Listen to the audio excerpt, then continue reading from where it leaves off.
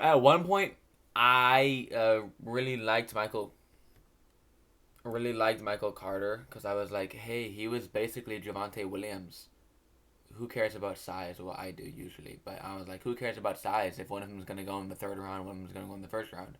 You know what I'm saying? I was like, I'll take a shot on Michael Carter and hope he's a 10 to 12 carry guy, a couple of catches. You know, I thought he could be productive in a 1A role, and I thought you wouldn't have to spend very much money on him. You know, draft capital wise. Oh, what am I doing? I hate this fucking camera. But I was sorely mistaken, and now I don't like him because I don't know. Michael Carter is a fringe first round pick in rookie drafts. He's right on the edge there, and that's simply not okay because he was a day 3 draft pick, and that never works. So Michael Carter is 5'8", 201 with a good BMI. Okay, he had a very great production profile, and like I said previously, I was once a very large fan of his. He was very underrated pre combine. He was. He was very talented. He broke out as a freshman. He's played carries with Javonte Williams, and Javonte is indeed overrated, but that is not the video today. He is always profiled as an efficient, change of pace back with a couple catches here and there. You know, he could have been a productive RB2 flex play for multiple years to come if he got drafted to a situation that would allow him to do that, right? He could be like 50% of Alvin Kamara. I don't know what other comparison he is. Kareem Hunt is optimistic, but you get the point, right? He could have been that guy. He had 8 yards per carry in his final season, which is absolutely elite, and he's 200 pounds. Not good.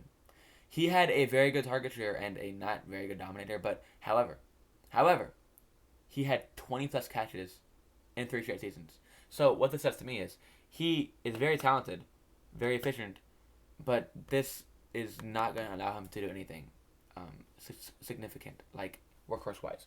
Michael Carter will never be a first round pick in the NFL draft or in the fantasy draft or a second round pick for that matter.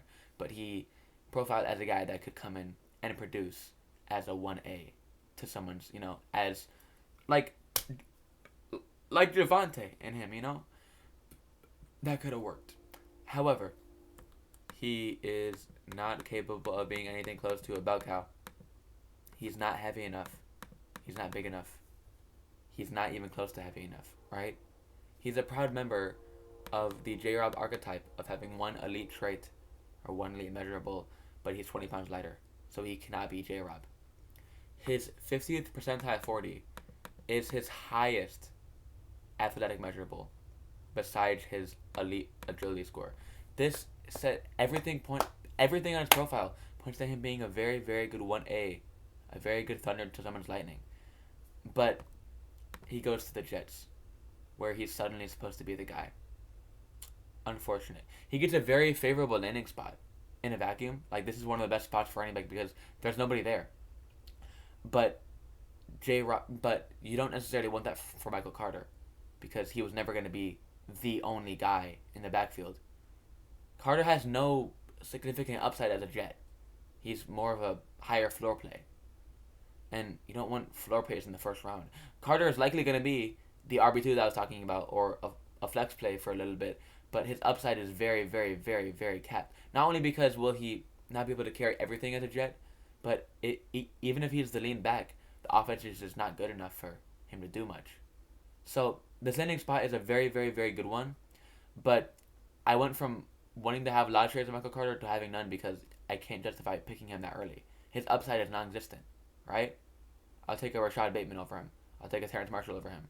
You know, guys that have conceivable upside. You know, it's possible for them to be good, but why would you take a legit floor play in the first round of rookie draft? You know, he's gonna eat a bunch of empty opportunity, and can put up RB3 numbers or RB2 flex numbers for as long as his body can hold it, but he can't hold it very long because he's that small. So go ahead and draft Michael Carter. If you have like Tevin Coleman as your RB1, but unless he's falling to the late second round, I don't want a floor play. You know, I want upside. And Carter just doesn't have it. Unfortunately, he's a very good prospect, but the landing spot is not favorable for his skill set. I would rather have had a a back with size go to the Jets that could carry a workload rather than him. That's not even you know. So I like Michael Carter. I wouldn't like him, but given his landing spot, it's hard to justify the draft capital they're spending. So don't draft Michael Carter.